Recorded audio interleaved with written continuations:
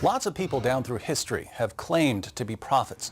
There are people in the world today who claim to be prophets, but their messages contradict each other, so they can't all be speaking for God. This means that we have to examine their messages to see who's really speaking for God. And there are three main possibilities we have to consider. First, the person might be getting revelations from his own mind. He might be deliberately inventing revelations, or he might be insane.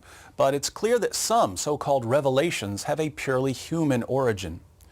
Second, the person might be getting revelations from demonic sources. He's actually receiving revelations. These revelations just don't come from God. They come from somewhere else.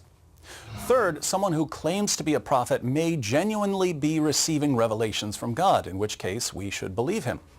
So it's important to examine Muhammad's claims in light of these three possibilities. Did his revelations come from his own mind? Did they come from demons? Did they come from God? Let's think about the evidence. When we ask ourselves what evidence there is that Muhammad was getting his revelations from his own mind, we find that Islam really seems like a religion that came from the mind of a 7th century Arabian caravan trader, because Islam is basically a collection of teachings and practices that were present in Arabia during Muhammad's time. Jewish monotheism had spread into many communities in Arabia, along with biblical and non-biblical stories about Adam, Noah, Abraham, Moses, and David. Teachings about Jesus and Mary that were popular in certain Christian cults were being taught in Arabia. Things like Jesus speaking at birth, Jesus giving life to clay birds, Mary giving birth under a palm tree, and so on. The Sabians, who are mentioned in the Quran, prayed at all 5 of the times Muslims pray during their daily prayers, and they recited a creed, La ilaha illallah. Muslims recite this creed today. Many of the polytheists of Arabia performed ablutions. These are ceremonial washings. They took an annual pilgrimage to Mecca. They circled the Kaaba. They kissed the black stone that supposedly fell from heaven. All of these teachings and practices became a part of Islam, which means that Islam is exactly the sort of religion we would expect to arise in 7th century Mecca. So we have good reasons to think that Islam had a human origin, the mind of a man deeply affected by the teachings and practices that surrounded him. But we should also look to see if there might be something darker at work.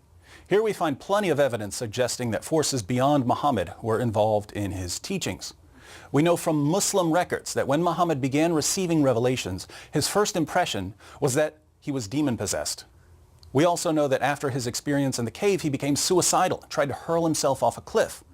According to the earliest Muslim sources, Muhammad was tricked into delivering a revelation from the devil. These are the so-called satanic verses, where Allah gave Muslims permission to pray to 3 pagan goddesses.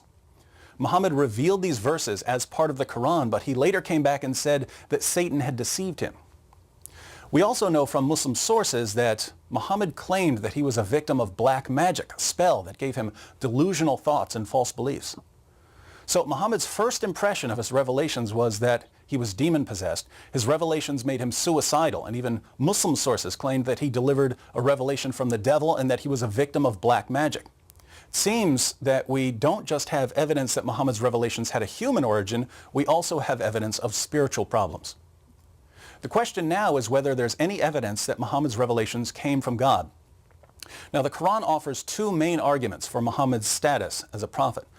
The first is what I call the argument from literary excellence. The claim here, which we find over and over again in the Quran, is that the Quran is so wonderfully written, it must be from God. So Muhammad's main argument is that the poetry he was delivering was so wonderful, it could only come from God. There are 2 main problems with this argument. One, even if something is wonderfully written, so wonderfully written that it can't be imitated, this tells us absolutely nothing about whether it's from God. If we can't write poems like T.S. Eliot or plays like Shakespeare or books like Charles Dickens, this doesn't mean that Eliot and Shakespeare and Dickens are prophets of God. It would only mean that they had unique literary styles. 2, I'll go ahead and say it, the Quran is awful. I'm someone who reads a lot, and I've never read a book as awful and boring and disorganized as the Quran. I agree with the late philosopher Antony Flew, who said, to read the Quran is a penance rather than a pleasure. He said that reading the Quran is a penance. It's a kind of punishment. So the argument from literary excellence fails completely.